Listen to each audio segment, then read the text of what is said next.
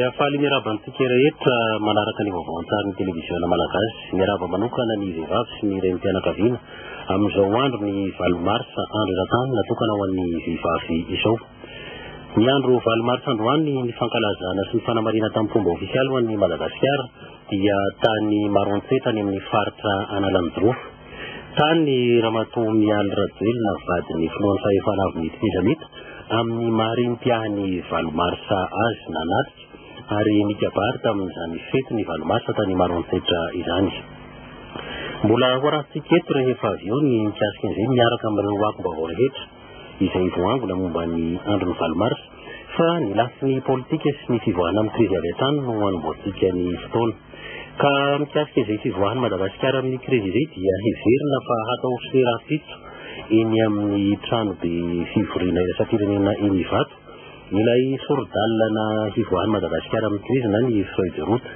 Efa manomakomana izany ireo ekipa ireo vondrona politika sy ireo tompona andraikitra amin'izany comité de rédaction ka rahampito izany izy io no atao siny ary rehefa adinina dia tsy dia nisy fiovana firy amin'ilay fanapahan-kevitra teny Ivato ny feuille de route na ny sordalana vaovao. Ny fampitinana izay vaovao izay iarahantsika amin'ny Hery Rakoto Malala sy Lucien Riantso ary safidy le mampiantona.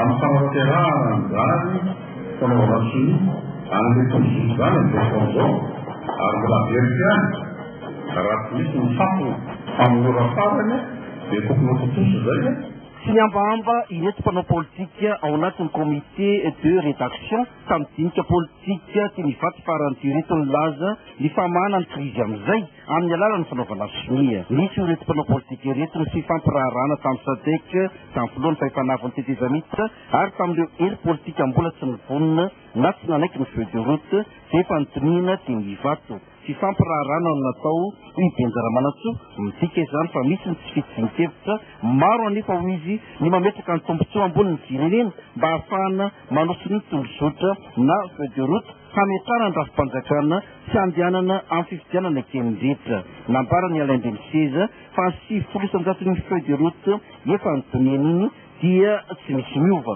Ny 700 ny fomba fanoratana azy ihany no namboarina. Hita ny mahasamihafa sy ny lesoka tamin'ny teo aloha manana ny lanjany ary azo antoka ny fampiarana izay osony avy eo na ny metoko izany reto mpanao politika ireto. Voalohany ilay feuille de route lesoka zany sy nahavitaritsika ny nanatanteraka ny fanarahana teo aloha fotosy va zany dia voasity anatin'ity feuille de route vaovao. Faharoa toky ny Dr Simao izay nitarika nirana taminay androany dia hoe tiody izy ny version finale sy zany tena farany ary mianso anareo zahay anao simiasa. Inona no mahasanasa an'ilay hoe adisa vehivavy satria araka ny fandinihana natao miaraka amin'ny reto fanelanelana roa no navikasiko any. Voalohany le clé de répartition izay tsy hita zay fomba nanatanterahana azy azao tsy voapetraka tsara izy moa ny fanelanelana raha misy fanolanana zany fanarahana vao mifanatanterahana azy. Tsy misy clé de répartition ty feuille de route ty fa oakany ny mpanao politika taman'olotra ny soltenany dia mila atao amin'izay institution ary faharoa ny comité intercommunauté internationale no hanao arbitrage raha ohatra ka misy fanarahana fa tsy voatery tirana fitizana. No amafisina tamin'ny mpanao gazety teto ny tsy fisiny ny kazo politika fa ny tombontsoa ambonin'ny firenena ka manomboka eo no hivaty kelikely ny sakana eo amin'ny toekarena sy ny sosialy andrasana araka izany izay fanaovana sonia izay.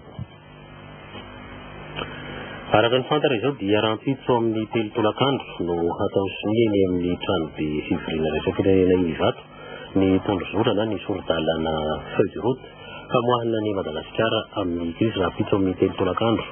Ka ny équipe de la médiation internationale de la SADC izay tarihina Ramatoa Dr Leonardo Simao dia manasa ireo filohana antoko sy fikambanana politika rehetra eto Madagasikara handray anjara amin'ny fotoana rahampitso 7 mars manomboka amin'ny telo eny Ivato io fotoana izay hanaovana sonia ny feuille de route. Ka idiratika amin'izay ny ako ny fankalazana sy ny fanamarena ny valomaritra araky ny fanambarantsika teo amin'ny fiantohany vaovao dia tany Maroantsetra no nanamarena izany tamin'ny fomba ofisialy. No hevitra tamin'ity taona ity dia ny hoe ny lehilahy sy ny vehivavy miara-mientana ho fampandrosoana ny sosialim-bahoaka. Tany Maroantsetra nanatrika sy nanome voninahitra izany fanamarena ny andron'ny valomaritra izany raha matoa Mialy Ravelona vadin'ny filohan'ny fahefana avy nytetezamita sady Rintia ny andron'ny valomaritra. Raha tika ary ny vaovao mikasika izay.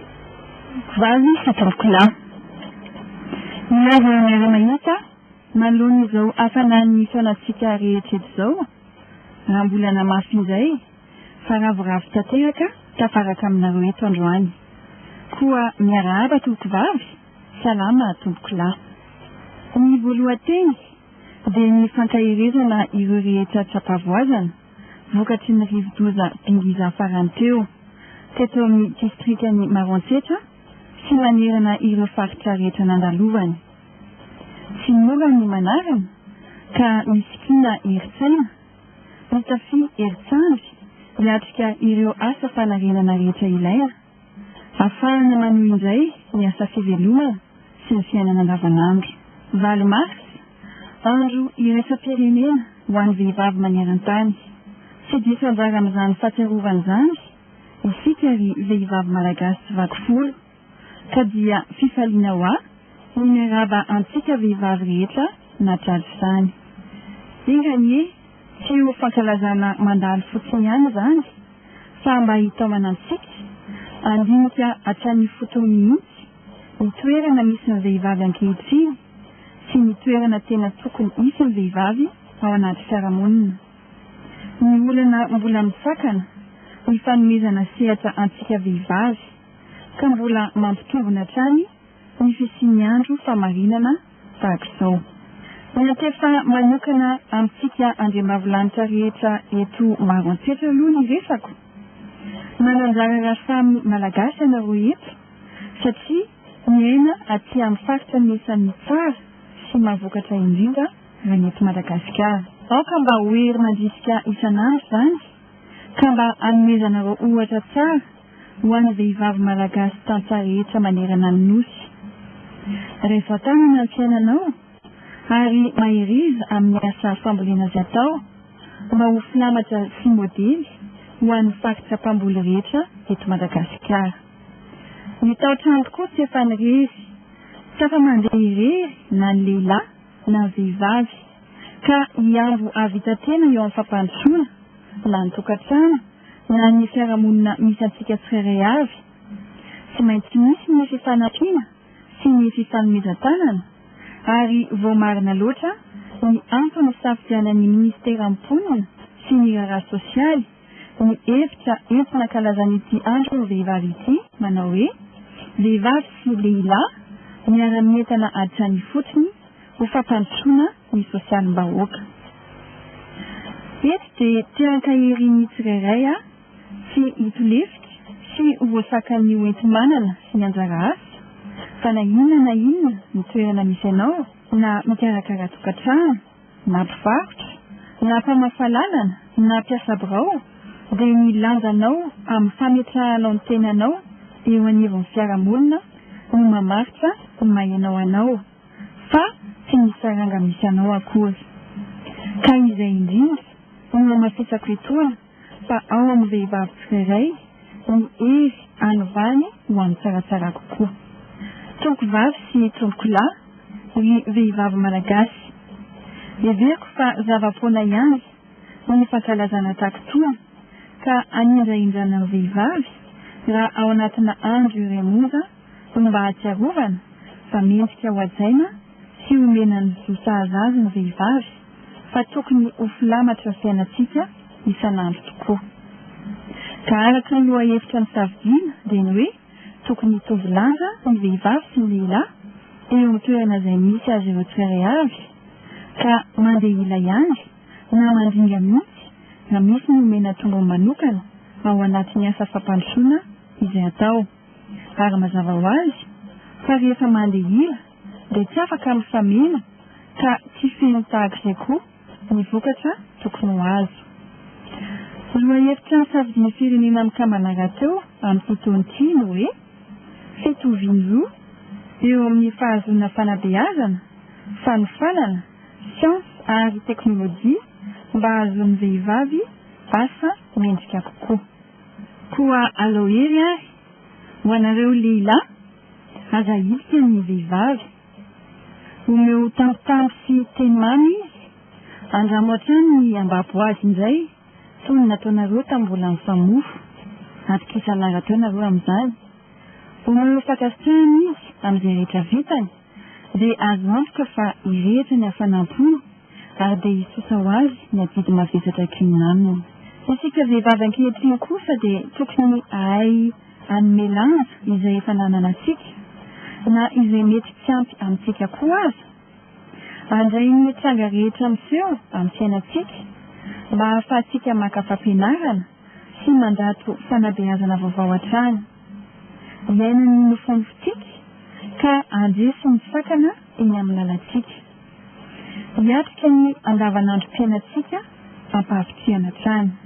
Aka mba ho isika vehivavy no ho fantona ny ampitany ny fifandraisana eo amin'ny samy olona, eo amin'ny olona sy ny tontolo manodidina azy, mba hanapofona ny mahamasina loatra izany andriambavilanitra izany. Ny vehivavy malagasy rehetra ndeha omentsika lanja miakatra hatrany ny asa ataontsika, ndeha hijery ny manodidina antsika sika ka mba homendrika hatrany ny fihetsika sy ny teny ataontsika, ndeha hitaiza sy hanabe ny zanantsika sika, hanana fandavan-tena hatrany ary tsy reare, hanaja ny safidy malalaka mety hananany hafa, ahay ankasitraka ary indrindra hanana faniriana sy fahasahiana iova isika mba hanovantsika ny tontolo misy atsika. Ety an-tamaranana mamela ianareo ilazy ity teny mamy loatra amiko ity. Raha vao ny heritony vehivavy sy ny mahasaropidy azy ireny no resahana, dia ndia ao an-tsaiko avy hatrany ny reniko izay vehivavy voalohany modely mitarafako ny tena mahavehivavy ny vehivavy. Tsy atrehana adidy mavesatra ve? Ainy izany. Fiverana ny hafa tsy atoro azy koa. Raha injehany izy dia tsika no tazana aminy. Raha manganohan'ny alaherininy izy dia hira no inoiny. Mahatsiaro sambatra izy ary miome na dia matahotra azy indraindray.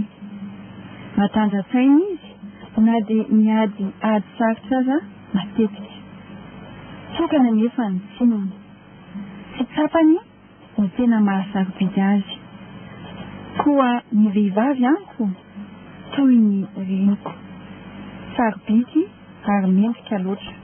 Ka tia hanambara aminy any io ny famporisiako rehetra sy ny fakasitrahako feno amin'ny mahavehivavy azy. Mankasitraka tompoko vavy, mankatelina tompoko lahy.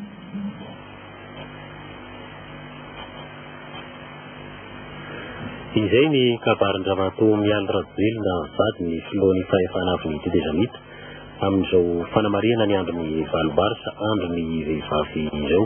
Mbola hoarahintsika ihany ny akon'ny valomarsa fa alohan'izay dia hoarahintsika vetivety ny tatitra sy ny famotinana mikasika ny filan-kevitry ny gouvernemanta teny Mahazorivo omaly. Arahintsika miaraka amin'ny Solange Vakotonosy. Fampambaovao azo amin'ny filan-kevitry ny gouvernemanta notaria ny praministra Kaminvital, ministeran'ny fampianarana ambaratonga-ambony sy ny fikarohana ara-tsasy hosokafana amin'ny taona raika ambin'ny folo sy roa arivo ity ny fifaninanam-pirenena azahoana ny agrégation en médecine humaine et en odontologie stomatologie.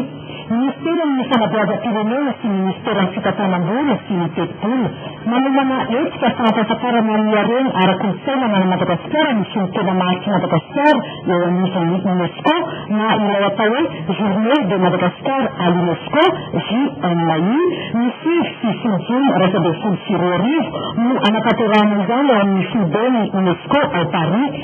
Andian'ny fahavalo izao antotosaina izao ary ampitondraina mbola hevitra hoe le malgache maître du verbe. Ministeran'ny Arenan-Kibontan sy ny SINK nototsaina ny fahaenina ka hatramin'ny fahavalon'ny volana May 2024 ny fampirantiana iraisam-pirenena voalohany momba ny Arenan-Kibontan sy ny SINK eny amin'ny centre de conférence internationale IVAT. Tandrina amin'izany ny ampiroborobola ny lafin'ny Arenan-Kibontan sy ny SINK eo amin'ny sehatra iraisam-pirenena ary misy tonana bebe koa ireo mpandrarany ny Arenan-Kibontan sy ny SINK avy any ivelany ampasavola eto antsika. Ministeran'ny Angovo nodiniana ny fomba androavana ny trosan'ny Tsirama amin'ny fantakana izay efa manampy amin'ny 3.5 miliara ariary hatramin'ny faran'ny taona 2024. Ny varatozay ny trosa io ny 30 miliara ariary avy amin'ireo ministera samihafa ary ny 30 miliara ariary avy amin'ny université. Nitarikasain'ny gouvernement ny ministeran'ny Angovo mba handray fepetra maharitra isoroana izao toe-javatra izao. Ministeran'ny tontolo iainana siniala nankatravina mandritry ny apikasa no karakarain'ny ministeran'ny tontolo iainana ny politika pirenena iadina amin'ny fivaovan'ny toetrandro sy ny taona avy amin'ny ministera samihafa avy amin'ny faritra roapolo avy amin'ny ONG eto Madagasikara sy ONG iraisam-pirenena ary avy amin'ny sehatra sy miankina mitondra ny fomba fijeriny sy manome ny fisikevitra ary mandray anjara mavitrika tamin'ny fankatravana ity politika pirenena iadina amin'ny fivaovan'ny toetrandro ity. Fitaovana iray ansiana mpampiasa vola sy ireo mpiara-mondy antoka ara-teknika sy ara-bola eo amin'ny lafin'ny fivaovan'ny toetrandro ny fananana politika pirenena iadina amin'ny fivaovan'ny toetrandro sady ahafahana mandrindra tsara ireo asa atao mahakasika izany. Ministeran'ny fanatanjahantena anana ministra iray isanisan'andro mpiay azy amin'ny fiomanana na ministra coach ireo taranaka fanatanjahantena andraisan'ny Madagasikara anjara amin'ny lalaon'ny ranomasimbe andriany andiany fahavalo izay atao association ny voaloka hatramin'ny 4 ny volana Aogositra 2024. Ministeran'ny mponina sy ny ravahana sosialy nahampafantatra ny vokatry ny diany tamin'ny fokotanin'ny Zalampy distriktany Mangisara faritsy Sofia ny ministry mponina ny fahaenina amby roapolo ny volana Desambra ka hatramin'ny faha 30 ny volana Desambra 2024 no nanatanterahany izany niaraka tamin'ny solitena ny kongresy natetezanita sy nazanan'ny faritsy Sofia ary azanan'ny distriktany Mangisara niara-ny asandahalo ny telin'ifefy ity fokotany ity ka nandefa solitena taty Antananarivo ary natonga izao fidinana tananterana izao amin'ny anaran'ny fitondrana tetezanita nomorana fitaovana ilain'ny mponina andavanandro sy fitaovana ara-pambolena maneho fankasitrahana sy namolotra fisarana ho an'ny filohan'ny tetezanita sy ny lehiben'ny gouvernement ny mponina tao lovia lanty satria natao teo aza ny asafitry ny lalana makany 20 kilometatra atao dia tongotra 70 kilometatra amin'ny sarety dia tsy nataon'ny fanjakana tamin'ny lavitra andrinany izao okan'ny lovia lampy.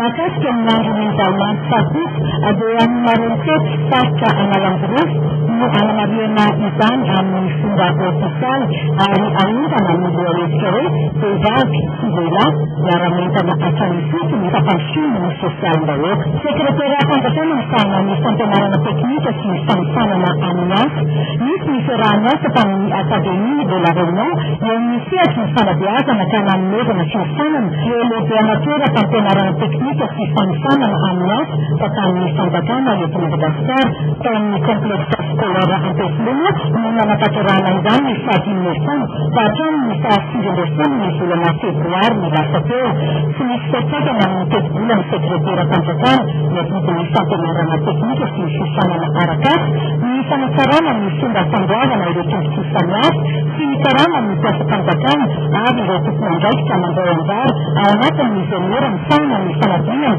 sy fifaninanana karakarainy ny sekretera fanjakana medika ny fampianarana teknika sy ny fiofanana arakasa mandray anjara amin'ny fizirimbe karakarainy collège communautaire de niveau Rohan Smith atao Madagasikara Sénégal ny 15 ka hatramin'ny 17 marsa izao ny sekretera fanjakana misahana ny fampianarana teknika sy ny fanofanana ara-asa.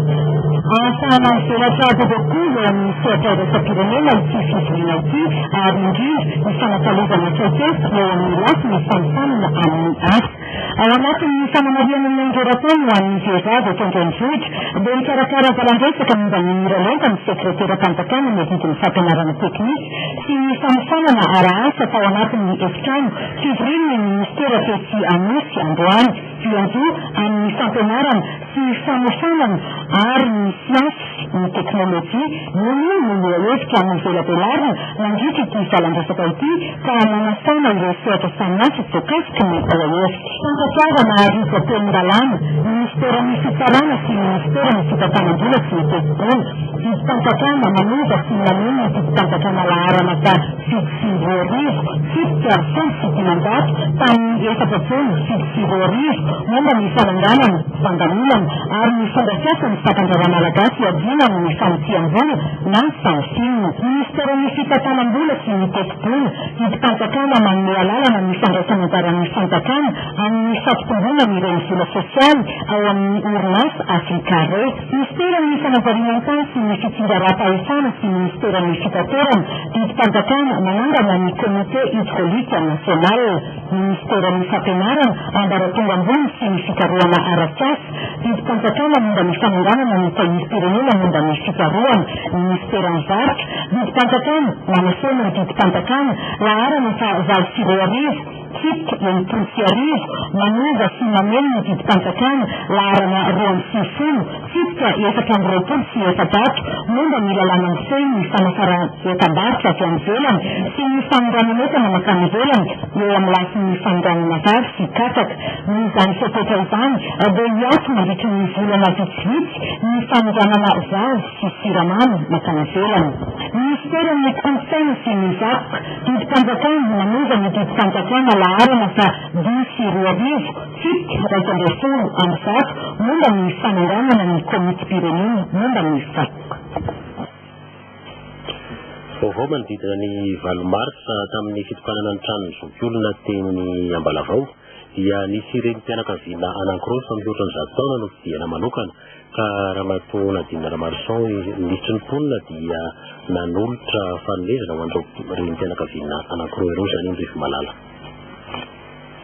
samy monina ao Ambalavao ireto renim-pianakaviana roa ireto tamiteraka tamin'ny taona 1970 ary feno raika amby 100 taona amin'ity taona raika amby 13 ity no membony nahatra manokana izy reto amin'izao andro ny valomarsa izao maintsy mandalo satria lehibe miaka 100 taona dia fomba fanomezana fitiavana kely lehibe namana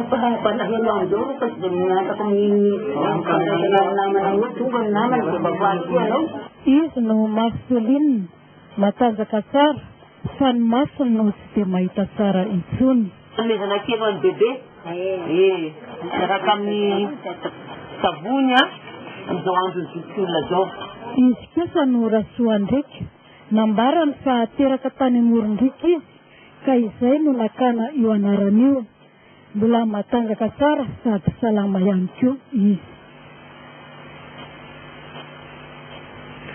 tany Ambalavao moa no nitokanana sy nametrahana tranony zokiolona ka arahantsika izay fitokanana ny tranony zokiolona izay miaraka amin'ny izany rivo malala ihany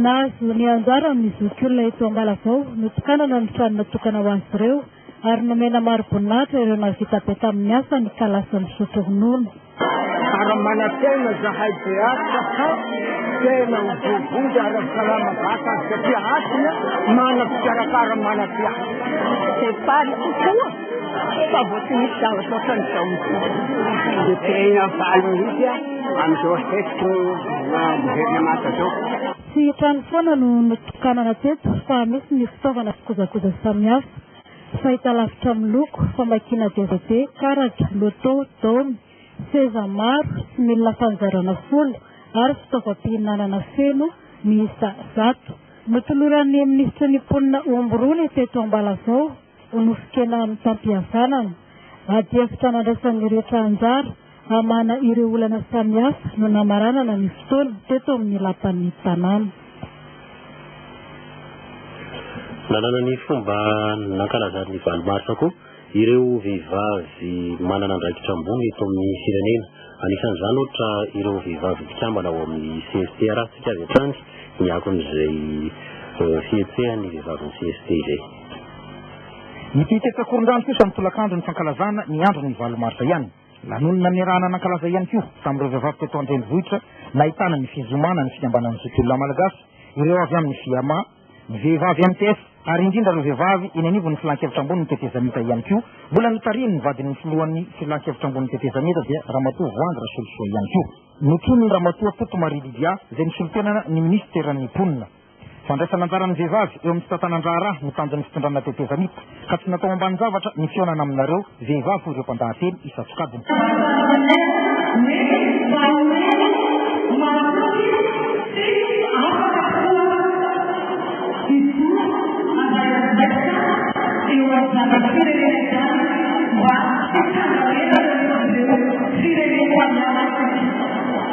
Ankalaza tiandro isa-pirenena ty ny firenena eran'izao tontolo izao ka tsy ho lasa-danja amin'izany isika ho ihany Ramatoa Voandra Solosoa.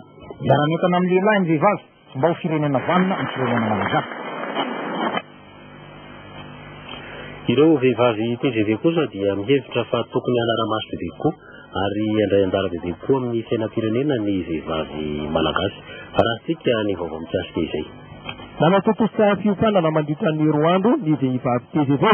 Fiompanana mifandraika indrindra amin'ny fiainana ankapobeny eo anivon'ny tokantrano sy eny anivon'ny fiarahamonina. Formation momba ny sakafo ara-pahasalamana aloha hoe inona no sakafo ampy ankoatran'ilay sakafo andavanandro zany. Dia misy eo koa ny ady amin'ny eritretra mahazo ny vehivavy na eo amin'ny tokantrano na ny toeram-piasana na eo amin'ny fiarahamonina. Dia eo ihany koa ny miralenta izay iarahana zany amin'ny formateur avy ao amin'ny ministeran'ny mponina zany zareo momba ny miralenta. Dia ny zavatra ampahafantaranay zany amin'ny vehivavy momba ny miralenta io dia ny resaka fihasanana ho an'ny vehivavy sy lehilahy miaraka mandray anjaika. Tanjona an'io fihasanana moa dia voalohany indrindra zany fa mandray anjaika samy vehivavy, fa miteny, fa miseho. Satria matetika amin'ny vehivavy zany dia araka ny voalavako matetika dia ny vehivavy matetika dia conseiller fotsiny ao ambadika ao na eo amin'ny tokantrano io na any am-piasana io dia conseiller fotsiny nefa matetika le hevitrany mihitsiny zany no hita hoe tena mety ary hevitry maro matakadavy dia mila enona zany dia vehivavy tena. Fa betsaka koa ny vehivavy eo an'ny indrindra fa hiafika fifidianana tsika izao dia efa entaninay zany ireo vehivavy izay manana kapasité amin'ny resaka fifidianana na eny anivon'ny tokotany io na eny anivon'ny commune na eny anivon'ny faritra na ministère dia entaninay zany izy andray anjary na eny amin'ny ministère dia hety izay betsaka vehivavy mba misimisy ny vehivavy ministre ary misimisy koa ny vehivavy solombavam-bahoaka to. Anay aloha dia lehilahy ary tena manome lanja ny vehivavy izy fa dia io zany mbola hivorina mbola jerevana amin'ny alana eo fa hita miadana eo. Ny toeran'ny vehivavy aloha zao eto Madagasikara dia hitanay hoe mbola vitsy ny vehivavy manana toerana ka izay zany no mahatonga anay miteny hoe tokony ho aprisihana tokony ny 50% aloha na hoe miralenta mety pasopasoka fa ny ezana zany zao dia mba atratra ny 30% ny vehivavy manana toerana décideur na eo amin'ny resaka fitantanana amin'ny firenena. Manokana ny vehivavy malagasy andray anjara amin'ny fitantanana ny firenena amin'ny alalan'ny fifidianana ho avy ny vehivavy TGV. Nanafika izany ny solitena avy amin'ny distrika 5 manerana ny Madagasikara. Manana andraikitra lehibe dia lehibe ny vehivavy eo amin'ny fanabeazana satria miainga avy eny amin'ny tokantrano ary mipakany amin'ny toeram-panabeazana isan-tokajany. Ny fanabeazana ny zaza sy ny tanora malagasy no izany dia manana andraikitra lehibe ny reny malagasy ary anisan'ny antony nanamarihana ny lanonana lehibe tetsy amin'ny ministeran'ny fanabeazam-pirenena Etsy-Anosy izany fanomezan-danja ny reny malagasy izany lanto Malagasy. Savony misy 7 baoritra, disque misy 12 baoritra ary vatomamy nentin'ny fikambanan'ny reny malagasy nentina nankalazana ny andro 7 marsa 2024 ka ankizy marary misy 3 menada ao amin'ny hôpitaly des enfants Sarolana nazo ny anjarany tamin'izao fanomezana izao. Dia moa ny toerana efa nalehanay ny fidianay fa ato zao tena faly kiravo ny satria nahita tonga dia vehivavy ny mandray am'teny. Amin'ny hôpital des enfants zany ny ataonay zany dia mikarakara an'ireo artiste salama ireo. Dia misy foana ilay nahatsiaro anay zany fomba manome heriny ireny. Manampy ny mpiara-belona amin'ny fanaovana asa soa ny vehivavy sy miaro ny tombontsoa ny renim-pianakaviana ny tanjon'ny fikambanan'ny reny malagasy amin'izao fotoana izao. Ity fikambana ity dia efa mametraka ny laharam-pameniny amin'ny fitondrana avy ny fampandrosoana ny vehivavy eto Madagasikara. Ivonjo Jocelyn no mitondra ny fanazentena momba ny reny malagasy teo fa mbola manodidina izay valomarsa izay ihany. Ny vehivavy eo amin'ny MDM kosa dia manasongadina ny fiaraha-mientan'ny vehivavy eo amin'ny asa fampandrosoana. Ny vaovao mikasika izay raha tika amin'ny Herakoto Malala sy Safidy Lebapisantona. Na fiara manokana ny renim-piay azy René Rajonarvely teto amin'ny Akanjaza Lovasoa 67 hectara ny vehivavy Arema teto Antananarivo. Navoitra teto ny anjara toeran'ny vehivavy eo amin'ny tokantrano ny fiarahamonina ary ny asa fivelomana. Manandanja hoy René Rajonarvely ny vehivavy ary tsy afa-misaraka amin'ny fampandrosoana ny firenena isan'izany ireto teto amin'ny Akanjaza Lovasoa ireto. Ny toetaty Amboroy Antiroka izany avy eo miaraka tamin'ny vehivavy MDM.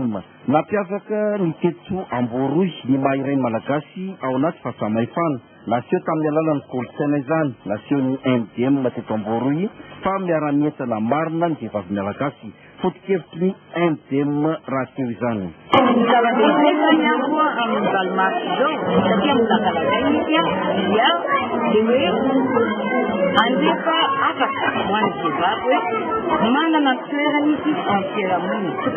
Tena izy satria manana ny toerana lehibe izy ao amin'ny antonany dia fototra mahatenina izany ary manana ny toerana izy antonlaky rehetrarehetra amin'ny fivoarany firenena. Efa natomboka taty fianongevatsinanana faritra Laranjorofo ny fanamarin'ny MDM ny andron'ny vehivavy eran-tany tamin'ity taona ity. Nanaporofolo ny MDM fa tsy miaro ny zafy izy ireo ary mampiray ny vehivavy malagasy rehetra. Ny vato miaramila kosa dia naompany amin'ny tontolo iainana ny fanamarinany valomarsa ka tany mahabeomby izy ireo nijery ny fitombony zanakazo izay nambolena tamin'ny taondasa Jean Emerambelson. Tohy ny fanomezana raha omaly teny amin'ny hôpitaly miaramila Savinandrina dia nidina tety tsy mahabeomby mety atosika ireo miaramila vavy sy ireo mpiasa sivily vavy ary ny vady ny tafika sy zandary miasa ao amin'ny ministera ny foloalindahy Ampahibe. Indray nanamarika ny valomarsa izy ireo. Nosantarina tamin'ny dia tongotra ny fotoana io raha antsoina amin'ny teny frantsay hoe la marche. Nitohy tamin'ny fifaninanana teo amin'ny volleyball sy basketball izay manavanana tokoa ny vehivavy miaramila sy ny vadina miaramila. Nipaka tamin'ny fikojakojana ny zanakazo novolena farany teo ny asa. Mifaranana tamina fifanankalozakevitra avolenta tokoa ny fotoana. Vehivavy sy lehilahy miara-mientana hatrany amin'ny fotony ho fampandrosoana ny sosialim-bahoaka. Nafatrafatra ny rehetra avy eo ramatoa Voangy Toto Armasy momba izay tokony hatao amin'izao fanamariana ny andron'ny vehivavy eran-tany izao. Vehivavy sy lehilahy miara-mientana hatrany fotony ho fampandrosoana ny sosialim-bahoaka. Raha zavaina fotsy zany ny voandro ny valomarsa izao dia nandray fanapahan-kevitra zany hiaraka hikarakara sy hiaraka amin'ireo vadinay hikarakara ny fambolekazo efa nataonay tamin'ny 5 février dia tonga eto zany zay samy resy lahatra fa tsy mandeha rery mihitsy ny fampandrosoana raha tsy miara-mientana ny lehilahy sy vehivavy. Manome voninahitra ny fotoana ombembeny ny général de division Rakoto Armasy amin'ny maha-ministre ny foloalindahy azy. Mbola lafy ny tontolo iainana sy fambolena koa ny an'ireo vehivavy mpiara-miasa atao amin'ny radio-pirenena ka androany nanamarina izany dia namboly hazo fihinam-boa tety amin'ny tokotanin'ny radio-pirenena ireo vehivavy miasa atao amin'ny radio. Ny vaovao mikasika izay. kely foa ny valomarsa ho an'ireo vehivavy mpiasa ny RNM eto Anosy. Fambolekazo fihinam-boa, letchi, poma, poara, sy ny sisa.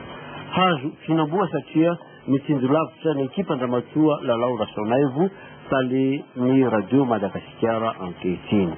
Nanome voninahitra ny fotoana ombienimbeny ny tale général ny ORTM sy ireo tale rehetra eto Anosy ny tonon'ireo vehivavy mpanao gazety sy mpandrahatra fandarana ao amin'ny RNM.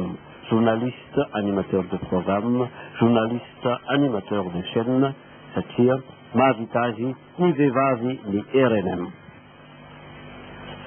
Ny tanàna Antananarivo renivohitra kosa fikadidiran'ny tanàna dia teterin'ny kianjabe Mahamasina no nanao diabe hankalazana izany andro ny vehivavy izany raha tsika ny vaovao miaraka amin'izany Indrify Malala.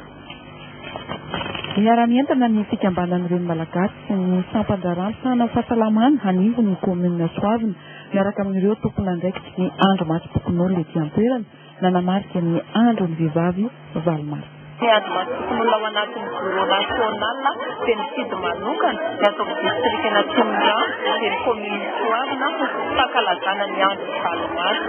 Ny antony dia satria voatsihela koa izay no misy ireo namanay andro matso-pokon'olona roa namony ainy no ny fiarovana ny tanànany Soavina ka izay indrindra no anehonay manerana ny nosy hoe miray fo sy miray saina amin'ny komina Soavina ny andro matso-pokon'olona iray manontolo. Ny andro anio zany hoe vehivavy miara-mientana satria misy kosa ny fampantsiana fiainam-bahoaka dia miara-miasa izahay andro matso-pokon'olona sy ireny malagasy zany satria raha tsy misy ny filaminana eo amin'ny fiainana andavanandro ny vahoaka zany eto amin'ny komina dia tsy handroso ny firenena satria itaitaindava izahay reny itaitaindava izahay tonina aty amin'ny komina zany. Ny fampizara fahatsiarovana teto ireto vehivavy miara-ny fanometanana tamin'ny fanajariana ny manodidina ny baon'ny komina araka ny fantatra aty mombana ny fandriampahalemana ety an-toerana dia anangana poste avancé-ny gendarmerie ny komina hatramin'ny commissariat de police raha ilainy izany. Misy fifamadihana kely fa ny momba ny Valomarsa teny amin'ny komina Soavina inona raha tsika teo iny amin'ny manaraka no arahantsika eto ny komina Antananarivo renivohitra fa tapitra eo aloha ny vaovaontsika izao hariva izao araka ny fanambaran-teny ambony dia pahativina ihany fa raha ampitso amin'ny manomboka amin'ny telopolakandro no hatao sinieny amin'ny trano be fivoriana iraisam-pirenena Inivato ny solidalatra zany ny feuille de route ivoan'ny Madagasikara amin'ny crise ka i docteur Leonardo Simao izay avy eo amin'ny équipe de la médiation internationale de la SADC dia manasa ny filoana antoko sy ny fikambanana politika rehetra mba handray anjara izany fotoana be hanaovana sinia ny feuille de route ny vato izany raha mipitso amin'ny telopolakandro. Rehefa avy eo dia Olivia Lemampiana no mitondra ny vaovao amin'ny teny français taonantsika manaraka kosa raha mipitso amin'ny fito sasany hariva mandrataona tompoko.